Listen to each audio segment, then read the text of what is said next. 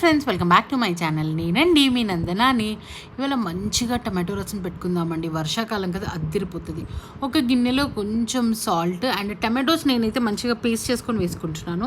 ఇందులోనే కొంచెం ఎక్కువ కరివేపాకు అండ్ పసుపు, చింతపండు పులుపు వేసేసుకుందామండి. ఇది నిజంగా మంచి ఇమ్యూనిటీ బూస్టర్ అనాలి.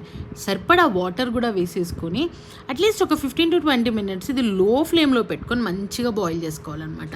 అదటు బాయిల్ అవుతుంటే ఒక చిన్న రుబ్బురోల్లో నేను కొంచెం జీలకర్ర అండ్ వెల్లుల్లిపాయలు, మిరియాలు వేసి దంచుకుంటున్నాను. మిరియాల కారమే అనమాట, ఇంక ఇందులో ఏమీ ఉండదు.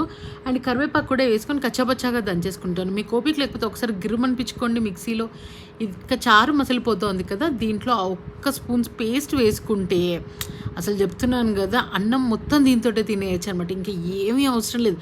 మంచి ఇంగువతో తాలింపు వేసుకోండి, అద్దరిపోతుంది. ఇంతకంటే దీంట్లో ఏమీ వేయాల్సిన అవసరం ఉండదు. అండ్ మంచి ఇమ్యూనిటీ బూస్ట్.